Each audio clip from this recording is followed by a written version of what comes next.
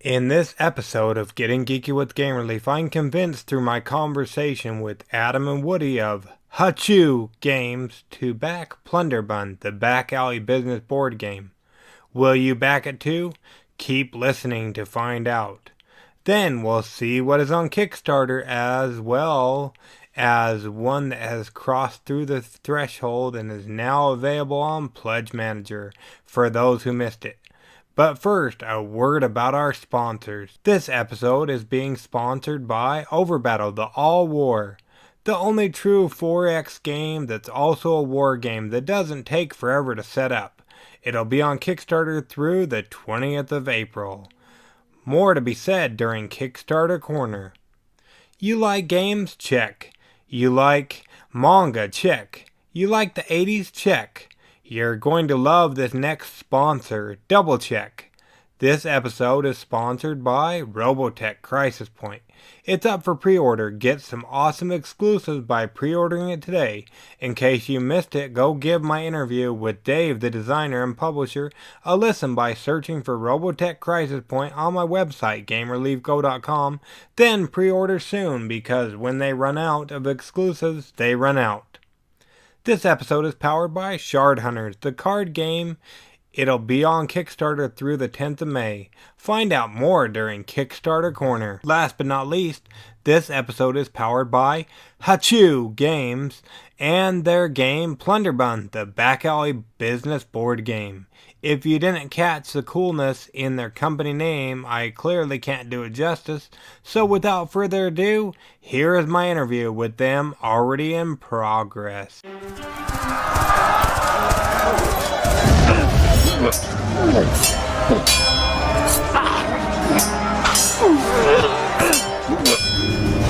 Getting Geeky with Gamer Leaf, the podcast in which one man strives to level up his geekhood and helping you do the same one battle at a time.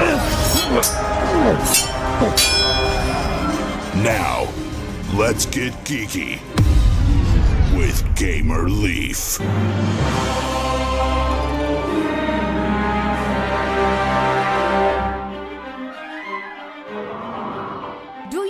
What it takes to rule the sprawl and claim possession of the mantle of boss of bosses? Well, it's a back alley business, and your guild is recruiting an unsavory mix of orcs, elves, wizards, agents, and racketeers. This unlikely crew crafts and steals black market goods, extorts merchants, and moves your ill-gotten gains through the mean streets of the sprawl. A city with a Prohibition-era feel and high fantasy characters, like me. Did that sound familiar to you guys? It didn't to me either, but this is a story of Plunderbund, the back alley business board game that's on Kickstarter for about a week more to go. And today we're lucky enough to have on the creators and masterminds behind this game, all the way from Hachu Games, both Adam and Woody. Is that correct, Adam and Woody? Is that how you guys fall in line with Plunderbund? Yep, I love the term mastermind. I'm going to have to use that more often. Maybe we can get a business card with that. Well, there you go. We don't make them, unfortunately, though. Oh, sounds good, though. Most definitely. Now, before we jump into everything about your game, let's rewind a little bit if we could. If you guys could both introduce yourselves and tell us how you got into playing tabletop board games. Okay, I'm going to start. This is Adam. I got started with tabletop board games. I want to say that what I consider the modern board game movement, somewhere in the 90s, somebody brought over Settlers of Catan. And that was kind of like the lead in to what I consider the current board game. That's the first board game that I played that didn't appear to be just basically randomness, to see who won. And then we quickly, there was a game company that showed up not shortly thereafter called Cheap Ass Games that we bought every single cheap ass game we could for like $5 and played those dumb games until, they're basically tatters now. Speaking of that, did you see their black and white book they have on Kickstarter? I want to say it's on there now. Okay, well, I'm going to check it out as soon as we're done with this. Yeah, it's like that's some nostalgia. Though I'll be honest with you, board games have come a long way from those the cheap ass games that first came out. They weren't that much different from those flip a coin to win games, but they were trying. Right, Kill Dr. Lucky is the one I remember. but the one that was very painful to play was something called Bite 'em Up Heads, which was just basically a Candyland with dinosaurs biting people. Um, the but the From there, what happened is we around the year 2000, Woody and I started up a regular D&D game with about, I don't know, over the course of the years, it's been 10 to 12 people come in and out of the game. But every once in a while, you just don't feel like playing role-playing games, and we bust out a new board game. And that, soon it doesn't take very long for you to have like a giant board game collection.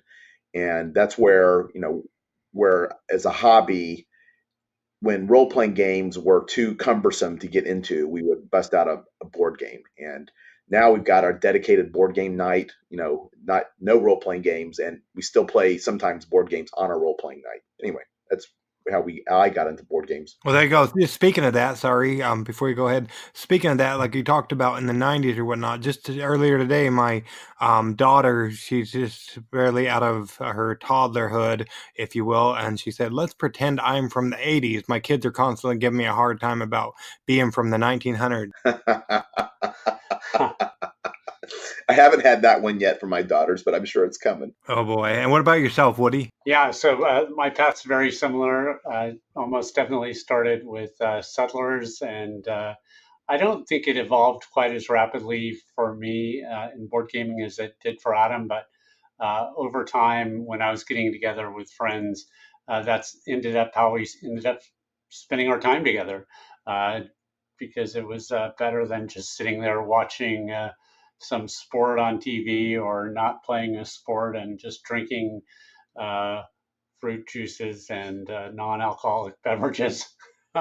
No, anyway, but we really embraced role-playing games. That's probably the biggest thing we both got into over the last, I guess nearly 30 years, and that it has evolved and helped frame a lot of what we decided to do, even with the board game that we ended up developing. Yep, that's correct. Awesome. And what are you guys playing these days? I lost the last 3 games of it, so I'm not as enthusiastic about it, but I've been playing the heck out of Architects of the West Kingdom. But, I just like the simplicity of that game. I don't know if you've played it before, but it's a worker placement game where there's you don't have any kind of reset time. One of the actions of the game is to reclaim pieces on the board, and other people can do it for you for gains for them. I mean, it's a really just very clever game. So I've just enjoyed that game immensely right now. What about yourself, Woody? Yeah, for me, it's been Wingspan is probably the game I played the most, and in many cases, it's because I had, I guess, an early copy of it, and people were waiting for it to be more widely available, and so I found myself becoming the person who learned it and was teaching people how to play, which put me in the fortunate position of actually winning some games against people who usually are just beating the tar out of me. Outside of that, when I get a chance, I really get into some of the meatier games. Like, I think if I ever get enough time, I love to play Through the Ages. Or if I get enough time, I love to play Dominant Species. And failing that, I get into games like Puerto Rico even still. Cool, awesome. Now, does the Wingspan live up to the hype? Because I hear about it everywhere. I've really enjoyed it. I mean, I think there are a lot of dimensions to the game. I've improved my strategy quite a bit. A lot of different ways to win, as far as I can tell. I know a lot of people are really enamored with the art and the design of the game, and certainly those are really positive characteristics. But I've also just really enjoyed the gameplay mechanics. Yeah, and actually, when we look at our stretch goals for our game, Wingspan is a big influence on that, because, I mean, there's just a lot. That is a well put together game, and we are just envious of the nice rule book and all the pieces. It's just quality. Awesome. Yeah, to be truthful, the only thing I've ever seen for that game is the actual box cover, but I like it. What I saw of it. Yeah, absolutely. And speaking of the stretch goals and stuff, so word on the street is you guys have a new game on Kickstarter. What can you tell us about Plunderbund, the back alley business board game? So it started off as Woody. So Woody and I both started off in the high tech world, And Woody had an idea in order to train his marketers, because he was in the marketing side and I was in the technology side. I was an engineer, he's a marketer, and was kind of struggling to bring his new marketers up to speed. So he came up with a game way in order to simulate what you consider the high tech emerging market. And anyway, when we sold our company, and we decided to get into the board game industry, that was the game that was easiest in reach for us to start, fiddling with. The thing is that it felt like work. And so we ended up setting the whole game into our D&D campaign setting, which is a kind of an anachronistic, capitalistic based fantasy setting, which is a D&D setting, right? And since then, the setting has really taken, another emerging market is the Prohibition era, selling, hooch illegally. So it kind of fit a little bit. And so we ended up with a emerging market simulation set in a high fantasy Prohibition era, piece of America, like Chicago.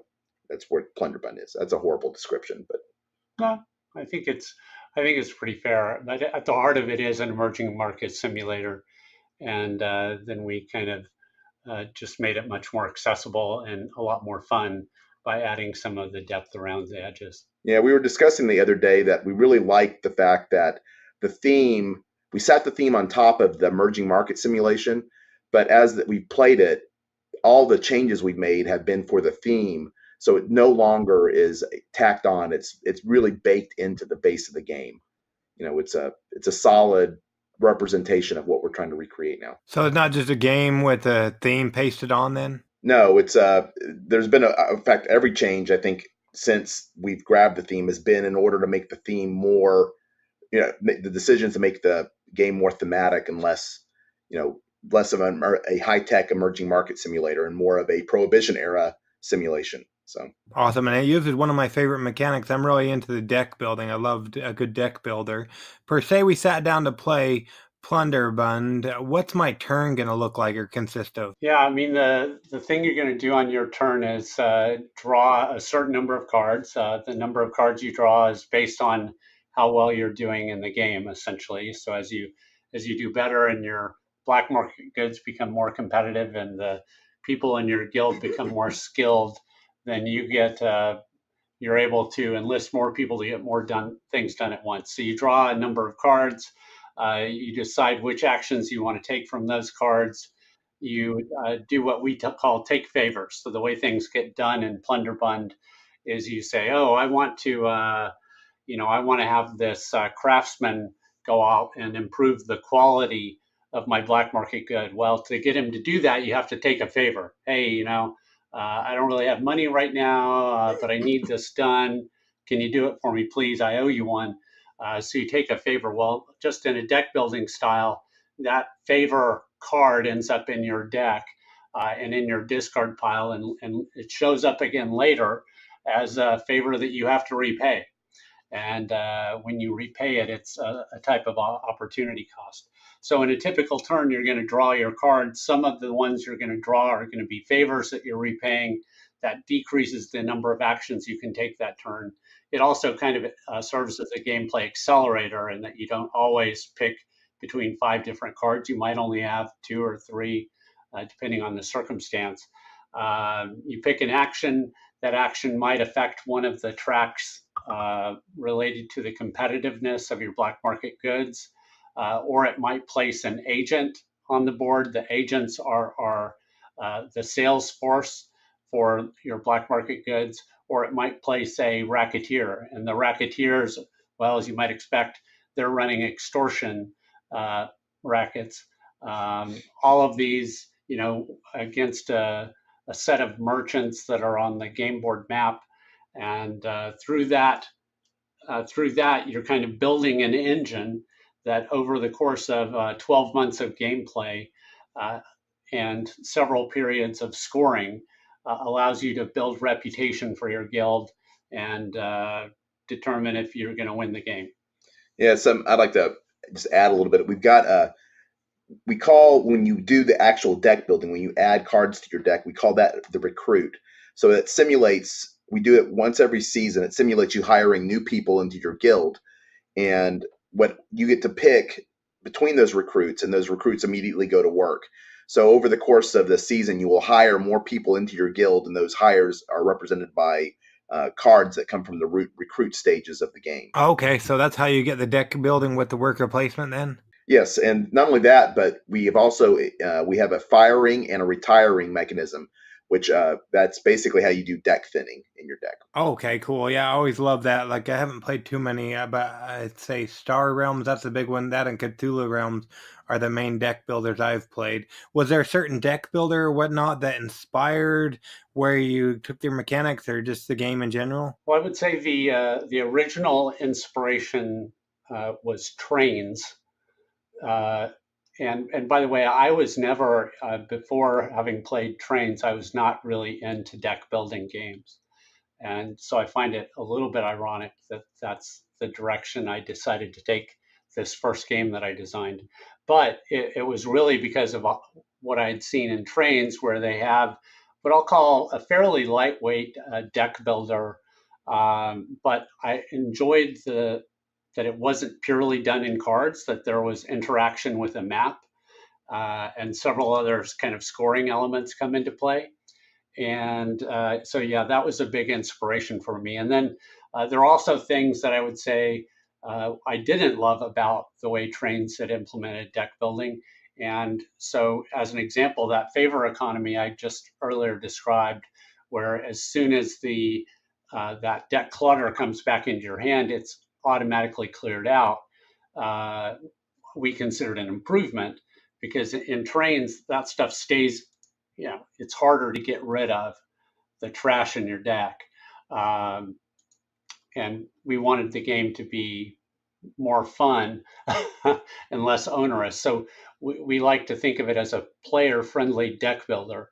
And the other thing we did was in a lot of deck building games, and it's funny watching people who do a lot of deck building experience the game, remark on this, is that when you recruit or you draft new cards, you put them onto the top of your draw pile. So the very next turn you get to use those cards. You don't put them into discard, shuffle, and then keep your fingers crossed. So that's another element that we considered kind of player friendly. Yeah, that's kind of interesting. I haven't seen that before. Yeah, another inspiration, and this is very loose, by the way, was at the time me and a bunch of people were playing the game Ascension, and I really liked the fact that at least in all the versions of Ascension that we were playing, that the interaction between players on players' turns are you only interact with yourself in the map. So it's conceivable that everyone can take their turn almost asynchronous to everybody else. There's a couple ordering limitations on Plunderbund, but by and large, you don't play cards where other people have to make decisions. So we put that as kind of a rule when we were making Plunderbund.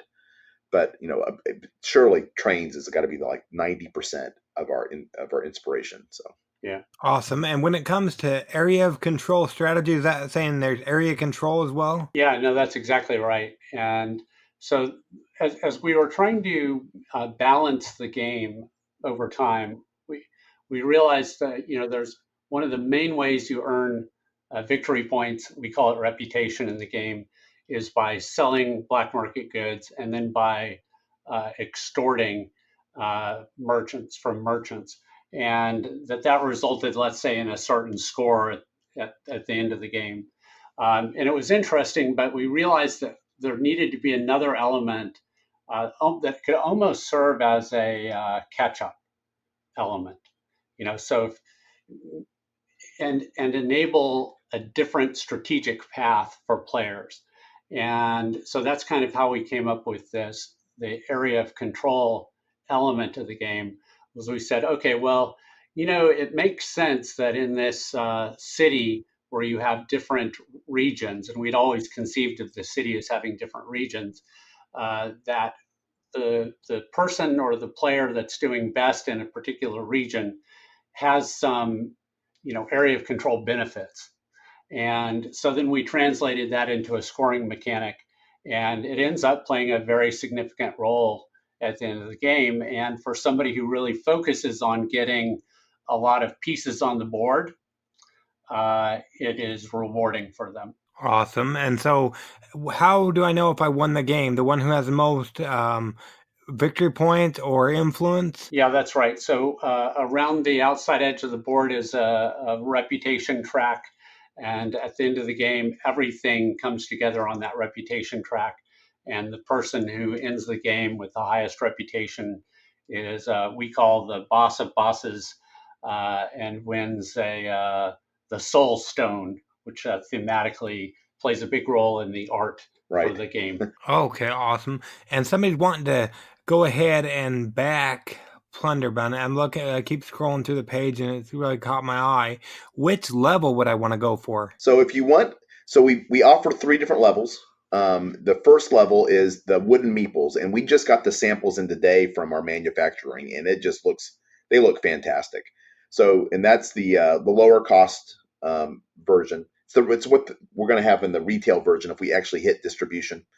But that's it all. So the other versions, they only differ with the playing pieces. So the lowest cost version is the wooden meeples. The middle cost version is a 3D miniatures. Now, when you think of 3D miniatures, you're thinking of like, fighters with swords and all this detail. That's not what we're doing. We basically made 3-dimensional meeples. So they're nondescript pieces, but they're bigger. They have some weight. They have dimension, and they're cute. They make people stop and watch you play the game. And then our last version is our handmade clay versions of the plastics. So they have a lot more individual character because they're made by hand. So those are the 3 versions. I think of the handmade clay, we only have like 15 of those left on the Kickstarter as of this recording. Okay, and so do they all come with the 5 guild mats? I imagine those are neoprene mats, are they? So the guild mats, and that's what was actually one of the very first stretch goals we implemented, are 1.5 millimeter, high density cardboard. So it's about the same thickness, slightly thinner than the actual game board, and is a pretty substantial piece of playing, a pretty substantial playing piece. Okay, so how does that look? That's like a player board, and then you also have the regular board for everybody as well. That's right. So the main game board that everybody is putting their pieces on would be, let's say, in the center of the table. That's actually a relatively large board, so it's about 30 by 20 inches. And then around the edges, you would place your player boards. And the player boards are there. They note simple things like, okay, here's your draw pile, here's your discard pile. And then it gives you some trackers. So it helps you keep track of how many cards do I draw in a turn. I've got goods that I can sell for my black market goods. I store those in a warehouse. Those types of things. Oh, okay, awesome. Yeah, just like I said, just scrolling through the page, it keeps scrolling back and forth through it, and it just looks amazing, everything I've seen. And a lot of times when you get first-time creators, they don't necessarily hit their goals. Sometimes they have to relaunch and whatnot. In creating Plunderbund, what did you, and putting it on Kickstarter, I know you guys have backed, it looked like 140 or helped fund 140 different board games or whatnot. In launching your Kickstarter and helping it see the success that it has thus far, what would you say were some of the most important things you've done to get there? Wow. So there's so much that we've done in this regard. I think the number one thing I think you touched on, which is just observing other Kickstarters. But the other thing is there's just a wealth of data available in the industry from people who have been through the process, who are willing to write about it, share their experiences, and absorbing as much of that as possible. And by the way, I could probably do that as a full-time job and still not read everything that I need to read. But certainly blogs by Jamie Stegmaier, James Matthey, the work done by Board Game Design Lab, who I know you had on, maybe a month ago. I mean, all of these things contribute to just this pool of data and experiences that we can learn from, and that guided us hugely in coming up with how we did our Kickstarter. Yeah, and to add on to that, the Kickstarter marketplace changes so quickly. So when you read something about how Kickstarter works or how you're supposed to do these crowdfunding, you better look at the date and see if there's not anything more modern that contradicts it. In fact, to this day, when we read something, when we read it, we have to really validate it against actual experience, just because of how quickly things move in this marketplace. Do you have an example for us on that, Adam? Okay, I'm trying to think of all the tussles so Woody and I, of course, we have different opinions about how to do things. So I'm trying to remember the most recent one that we were just discussing the other day. It was, well, one of the most recent ones is actually going to be how to handle post Kickstarter pre-orders. Yep, that's it. And yes, that was it. There are a lot of different opinions on and how to price. Do you keep your Kickstarter price because you don't want to chase away the people who were just a little late in learning? Do you increase the price to recognize the people who were there on time and took a risk in backing the project? And by the way, we haven't finalized that. We discussion. haven't. Yeah, we're not done. We're not done fussing about this. But I mean, there's people that written about this exact issue, and we really need to assess whether or not we want to raise the price post Kickstarter in order to start, because of in Kickstarter we bypass distribution, we bypass a lot of the tiers. So in order to get followers, and in order to make it so that people actually back our project, we kind of have to compromise the future for the now. And as we get into post Kickstarter, that we're more into the future. I mean, so do we play the long game there, or do we play the short game? And that's what we have to constantly fight. And there's a magic balance there, and it's mostly set by what people expect. What other people doing, so that we're not doing something abnormal, to chase people off. We can always justify, oh, this game did it, so we should be able to do it. Yeah, most definitely. I want to say one of my people I work with, they just had a successful campaign not too long ago, Dungeons of Infinity, and he just barely opened up his pledge manager, and it just skyrocketed. I don't know if those are usually similar to the first 48 hours of a Kickstarter, but he was saying how fast it was going since he opened his pledge manager. Well, if you think about it, I mean, we do a bunch of marketing in order to get people to go. And there's a lot of, when you're finally you're moving forward and you've committed down the path. I mean, you really put the threat that, hey, you're not going to be able to get in on this at this point. So I can see that being a big funding opportunity, is that very first week after you've successfully launched. Successfully your campaign's ended. Awesome. And what are you guys' thoughts on previews or reviews? I see that you had quite a few of them. I want to say the most prominent reviewer I see there is Man versus Meeple. What are your thoughts on all those? How did those help? So I look at this a lot from a marketing perspective, and that is we did a great deal of event marketing and Facebook work ahead of our launch. And that generated, a certain number of followers on Facebook and a certain number of people in our mailing list, and we're happy. I mean, we felt like we had reached some good milestones with that. But you really need the name and the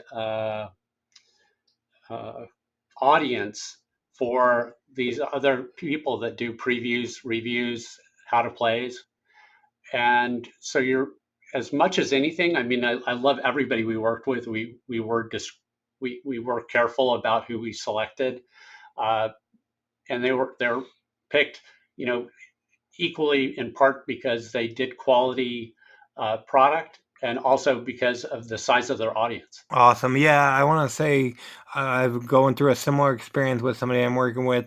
They did all of the pre-Kickstarter stuff. They have a huge game. I don't know if you've heard of Over Battle, but he's been going for the last year. He's been going from con to con to con, but it's like a huge game and doesn't have as many previews out there. And I think it might be part of the reason he's not funded yet. It is a huge game. We saw that I believe I saw it at PAX South, and it looks really cool. So I certainly wish them the best of luck.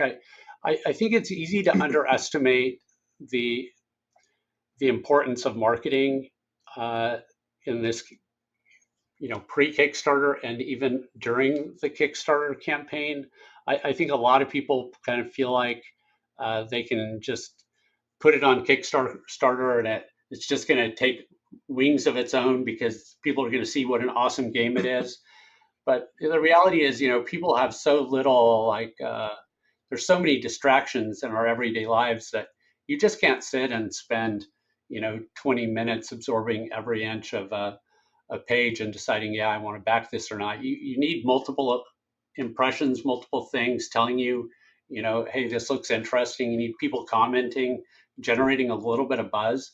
I still wish we had done better in that regard, but I'm happy where we are considering, I think for first time publishers, this is a really challenging market to get into. And the best way to overcome those barriers to entry is to spend your way in through the marketing.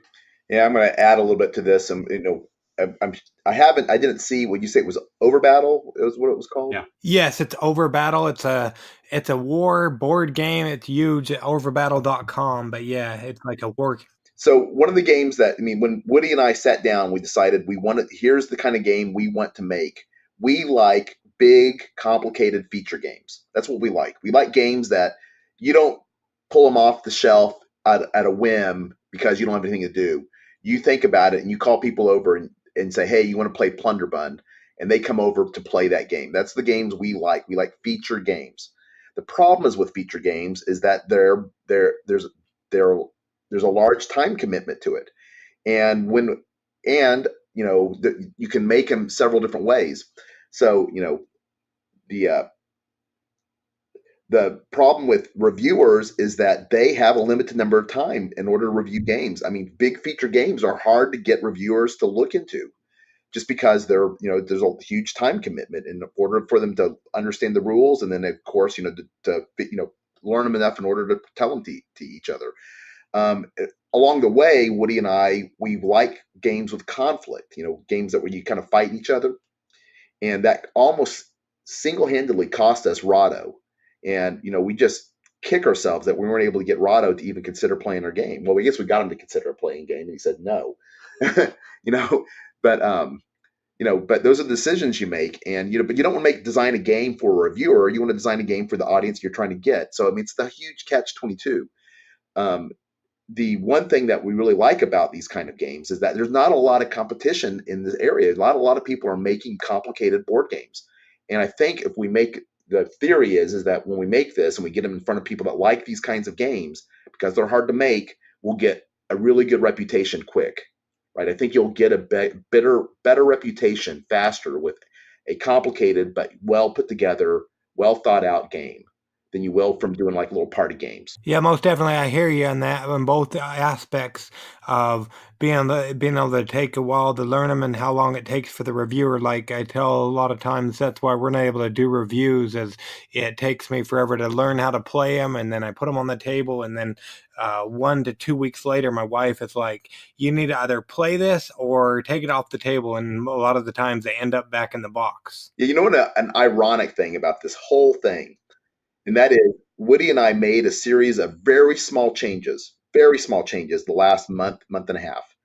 And somehow those changes shaved off about 30 minutes of playing time.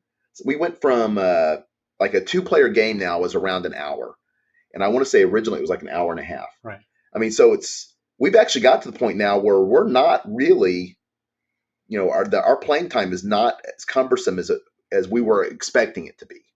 So, But yeah, those are all good points. I think all of these things factor in, but yeah, reviewers and previewers are important. And sometimes you find kind of nuggets of gold in your searches that you just really weren't out looking for. And just as an example, we ended up working with Meeple University. And one of the things that I liked, and I think they had actually reached out to us first, is they did amazing how to play videos. And I started watching some of their content. I was like, oh my gosh, like they're taking some really complicated games and describing them beautifully. I wish I had learned to play that game that way. And sure enough, after they had done the how to play video for us, that was my reaction watching them describe our game was, I need to describe it like that. Yeah. So sometimes you find people who can take what you've done and make it better, and that's even the best possible scenario. Awesome. Going along with that, did you have a lot of people reach out to you when it came to your game? Yeah, I mean, so give me a little bit more in terms of reaching out for. Well, you just barely said that Maple University actually were the people that reached out to you. Did other media personnel or other people reach out to you in terms of your game? There weren't that many pre-Kickstarter, is the Right. is the honest truth. So we did most of the reaching out at that point. So it paid off for those who were willing to kind of take a chance and reach out and say, hey, I took a look at this. I can see it's coming, or maybe I spotted it on Instagram, whatever. We'd be interested in taking a look. I mean, that was really powerful for us because, hey, that's much better than me having to go out and hunt somebody down. So now, once the Kickstarter started going, yeah, that's increased quite a bit, obviously. Right, but it's almost too late. It's too late to. Well, it's too late for this Kickstarter phase, yeah. So now we've got to look at as you were saying, how do we keep momentum going into the pre-order phase and keep excitement up until the game is delivered. And that might be a way to sustain that is with some of these other people are now seeing it. Oh, there you go. That's a good idea. That's awesome. When it comes to Plunderbund, what makes your game pop is one my audience should go check out. And if they like what they see, back it on Kickstarter this coming week. So it's funny because Adam and I are going to answer slightly differently here. To me, a lot of that initial pop comes from just a beautiful art. It's just amazing art and fantastic miniatures and meeples. And I think that draws a lot of people in. So when you think of the pop, the appeal, which is one of those elements we use in our game to differentiate black market goods, I think a lot of the appeal for Plunderbund comes in the visual, and a lot of credit to our artist. This is a guy named Joe Shawcross out in the UK, and our graphic designer, who's named Steve Torres. Both have just done amazing work to make this game pop. Now, Adam can comment on the long lastingness of. Right. What I think is going to make it pop is that, when we first started describing the game, we said it was, strategic area control, worker placement, light deck building, and everyone got that sounds like you made a patchwork game. So then we get a bunch of reviews in and some playthroughs that show that it is not a patchwork game, that everything that we have mentioned in that is actually, it folds in on itself. We've got a very tight, very thematic, tightly interwoven game. And if you're in it for the gameplay and you can convince yourself through our playthroughs and what you see that you're not getting a mess, instead you're getting something that is a finely crafted game, then I think that will lead you to buy the game.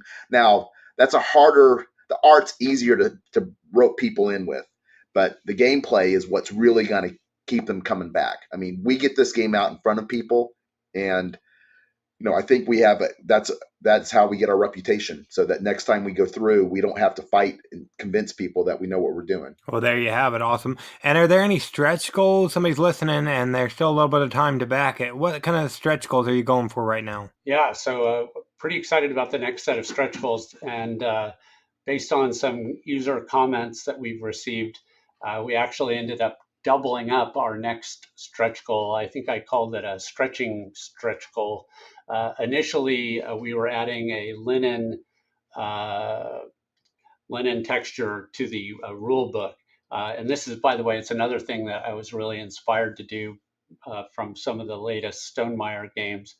Um, uh, because I just love the way those feel. I mean, you just take it out of the box and it just has a quality feel to it. Right. It's like Um, it's the first thing you touch typically too. So I mean, if you yeah. get a linen rule book and it feels good, that sets the pace for the rest of the game.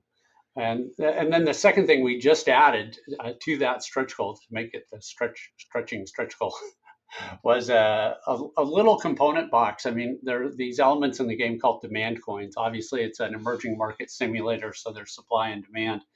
Well, one of the things that we found was really helpful in setting up the game and then in playing the game was to have these demand coins available and easily accessible and kind of in a bin.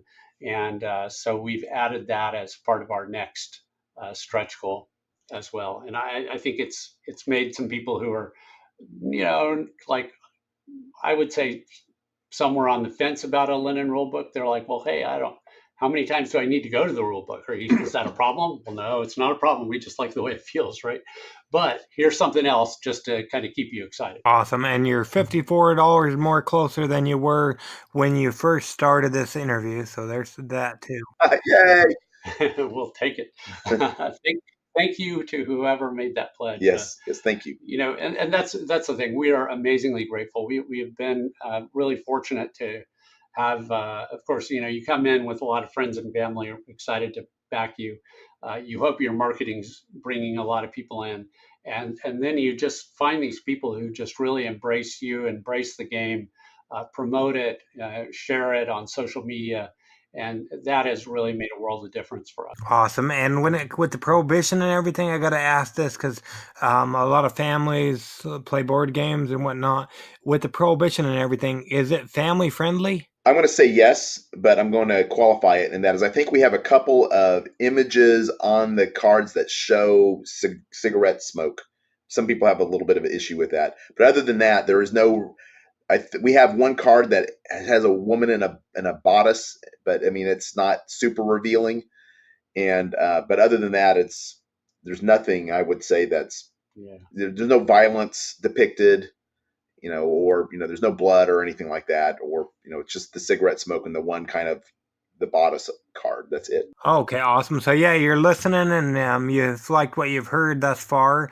Go ahead and jump on over, click our link in the show notes so you can easily get there and you'll be able to find Plunderbund. And it looks like you have, if you're listening now, you have through this upcoming Saturday, the 20th of April to back it. And like they said before, they don't know if you're listening now, I would back it now because they don't know if the price is going to change for their late pledges. But if you're listening later on down the road, that'll open at some point, won't it? Yeah, that's right. Hopefully, not long after we close out. We want to. Yeah, I'm working on that thing right now. So I mean, we want that available as soon as possible. Awesome, most definitely. And I got to ask, how did you guys come up with Hachu Games? It's the first three letters of both of our names. But it's weird. We'd started another company, and that company didn't take off. And so when we decided to do board games, we were I guess lazy. We just reused the old name, which we didn't give any thought to when we made it. But I'm glad you said it like that because Hachu, right? And so originally we had a little kind of sub slogan, which was games not to be sneezed at. Yes. And I think we ended up dropping that, but yeah, we kind of liked that it sounded like a sneeze, and so we've actually got a little animated GIF now that people could see if they go to Board Game Geek or see on the video for the gameplay that animates the sneeze. It's awesome. Well, I love it. That's awesome. Now mine is coming there to your hometown to stalk you. How can people go about keeping up with you and what you have going over there at Hachu Games? Yeah, so we're very active in Facebook and that's at Hachu .games on Facebook, on Instagram, Hachu Games, on Twitter, Hachu LLC. On YouTube, we have a channel showing some of our older videos. We'll probably need to take some of those down because they look so immature compared to what the professional videographers have done for us along the way. And I'm probably leaving out a site. Oh, and of course, our website, www.hutshoe.com. Awesome. And if you get me those links, I'll make sure I put them in the show notes so people can easily click on over. But the main one is you definitely want to go check out Plunderbund, the back alley business board game that'll be on Kickstarter through this Saturday, the 20th of April. And speaking of keeping up with you, I know right now we're focused on this one that has already reached its funding goal. But what do you guys have in the future for us over there at Hutchu Games? Yeah, so next up, I mean, other than the obvious, getting this one delivered, which is going to be no small amount of effort. And we're not going to, I don't think we're going to do anything until we get this into our customers' hands, right? I mean, well, I want to say recently I saw on Kickstarter, somebody posted about something. I haven't researched it, but recently there was an article or something going around that Kickstarter changed things where you have to have your previous campaign delivered before you can even launch another Kickstarter. I don't know how valid that is or not, but I recently saw that. Well, we agree with that actually. So that won't cause us any problems. So yeah, we want to get this made. Yeah, but we have plans. Adam and I, as we discussed, have long been involved in RPGs. So are there elements of this we can take into the RPG world? There are other pieces of Plunderbund yet to be delivered. So we definitely have some expansion ideas for the board game as well. And so we'll get this one all put together. And then get to work on more ideas, hopefully in parallel. Right. And I guess to accent that is that Woody and I are religious play testers. I mean, we will not put anything out that we haven't play tested a lot. So it's really a full-time job play testing these things. And as we're manufacturing, it just conflicts with that. But yes, the role-playing game and expansions, I mean, they are on the horizon. Awesome. And we'll make sure, like I said, we'll leave all the links in the show notes so that people go in ahead and if they're listening later on down the road and this is already delivered, you can look out for Hutchu Games on those links in the show notes. But yeah, I don't want to keep you guys all day, but I really appreciate you coming on Getting Geeky with Game Relief with us to talk all about Plunderbund, the back alley business board game that'll be on Kickstarter through this coming Saturday, the 20th of April. We really appreciate it. Oh, thank you very much. Yeah, thanks, Mike. Really appreciate it. No problem. Wow, that was awesome. Little secret between me and you, that $54 that was added to the funding of their campaign came from none other than yours truly, myself, Gamerleaf. If what you heard today excites you, click the link and go back it yourself. You know what else I'm excited about?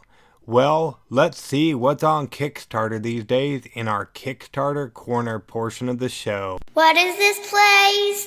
What is it doing here in the Leaves computer? Oh, it's Kickstarter Corner with the Leaves. Calais, Roman Knucklebones, metal coins, and 2 games in one?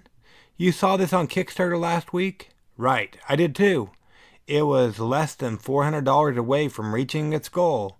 Not to fret, it's back and better than ever. Already reached its funding goal and surpassed it, in fact. Calais is the Roman version of Knucklebones, featuring the tactical feel of stimulated bones. So very close to the stretch goals, too. Go back it before Friday the 19th of April. Tell them Gamer Leaf sent you in the comments. Plus, over on thegiveawaygeek.com, they're doing a giveaway. Overbattle, the All War is still on Kickstarter. It needs you, it needs me. You like war games, but the setup is too long? Well, not with Overbattle. That's actually part of the play. Want to know more? So did I. So I sat down with Rob for a little heart-to-heart. Go give it a listen in their Kickstarter update entitled Quick Update on the Video and a Personal Podcast Intro. Listening on the go and can't click straight over? Not to worry, engrave this in your brain and remember to check out overbattle.com, which is the easiest way to get there. And make sure you and a friend back it before Saturday the 20th of April so we can make it a reality. You love games. You love movies. You want to make your own, but you don't want to miss game night? Then Karsten is here to rescue you in Movie Empire, which is a medium-weight movie production strategy board game for 1 to 4 players.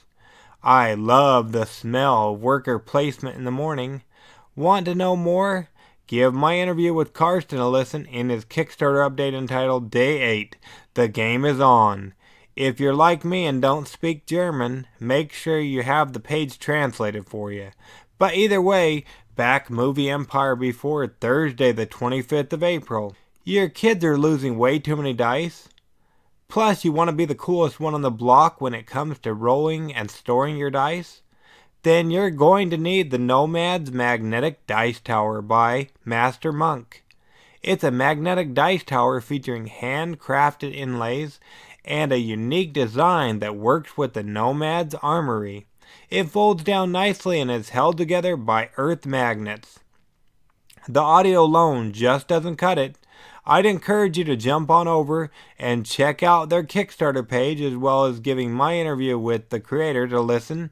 Find it in my episode entitled Be the Coolest One on the Block with the Nomad's Magnetic Dice Tower, or find it in their update entitled Interview with Gamerleaf, and our next live stream this Saturday. Shard Hunters, the card game. We teased about this during the sponsor spot of the show. It's simple and dynamic gameplay, exclusive artwork, love dark fantasy games but don't have much time? Then this 20-minute game is for you. Some things about the game: actions happen simultaneously, no handicap for new players, no stealing, no player elimination, and monster cards are completely language independent. Plus, the art is amazing.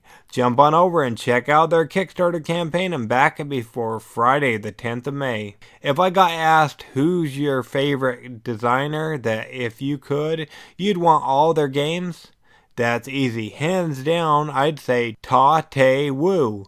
He's back. This time, it's a game that uses my favorite mechanics of deck building in Promenade, the game of impressionist art, in which you become the most prestigious painting collector in a 2 to 4 player economic deck building game of impressionistic art. Players are art collectors, and the goal is to manipulate marketing value by acquiring and exhibiting impressionistic paintings. Players receive points by exhibiting paintings from their hand and additional points from the paintings and gold in their collection at the end of the game. When the game ends, the player with the most victory points wins the game. Go check it out and back the Kickstarter before Sunday, May 12th. Plus, you can go and search on my website for Promenade, and you should be able to find the episode that way. You enter the unknown dungeon as the hunter. Turn by turn, the dungeon reveals itself to your party. You must adapt your strategy. Choose when to forge ahead or when to step back and regroup. The dungeon can be unforgiving, and even in competitive play, you might find it necessary to forge alliances to survive. Your team makes noise as they explore. The more noise they make, the more they risk awakening the dark evil that lurks within. Soon you realize that you have become the hunted. Sound familiar? Not my fault. You missed the Dungeons of Infinity on Kickstarter? Yes, that was my fault. Well, I'm here to mend my mistakes, to let you know we're not too late. If you missed the campaign, don't dismay.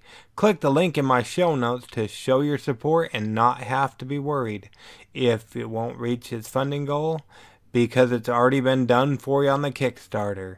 Dungeons of Infinity is a board game for 1 to 5 players set in a mythical kingdom ruled by King Armiger. His land is full of dungeons built in the distant past. He recruits teams of heroes to delve into many dungeons to free the land from the evils that lie within. Head on over and make your pledge today by clicking the link in the show notes before you miss it yet again. But this time it won't be my fault.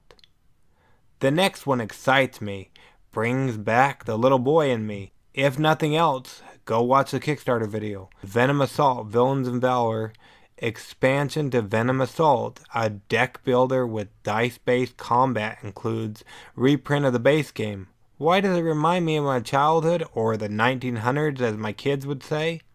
That's because Venom Assault, The base game is an 80s cartoon-inspired cooperative deck builder with dice-based combat mechanics for 1 to 5 players, ages 14 and up. You and your fellow tacticians will lead Freedom Squadron by recruiting the best and brightest soldiers to join your team. Your multinational force has one purpose: defeat Venom before they unleash havoc upon the world. In Venom Assault, Villains and Valor, players can now add all new Venom leaders and support cards from the Terranauts to the game that bring a new failed combat mechanic to the game. Players must now be more careful about charging into battle or risk crippling losses. Make sure you're subscribed to the show in your favorite podcast catcher so you can catch my interview with the designer and publisher. We'll be chatting here on Getting Geeky with Game Relief next week. In case you missed it last time, A Note for Murder is back and better than ever. Already more backers than their last go-round. But let's not stop there. Set in the world of Sherlock Holmes, deduce the criminal, their weapon, and the planned location of the murder before it occurs. It's only $19 with free US shipping. Go catch my interview with Michael, the publisher, in their Kickstarter update entitled Podcast Interview for A Note for Murder. Either way, back it before Thursday the 2nd of May. Viking Jarl is back! That's right, Viking Jarl is back. Viking Jarl is a fast-moving historical strategy game about Vikings in Norse mythology. Pillage, trade, conquer, and claim the throne. Sam Healy of the Dice Tower claimed this one as one of his top 10 anticipated games of 2018. It missed the mark by a bit, but now that it's back, let's relieve Sam's anxieties by backing Viking Jarl before Thursday the 18th of April. It's our least favorite time and your least favorite time as well. So before our next episode, make sure you get geeky, stay geeky, and bring others into Geekfold by sharing this episode. And if you're a backer of our Kickstarter campaign, be on the lookout for our backer surveys coming out really soon. Game Relief out.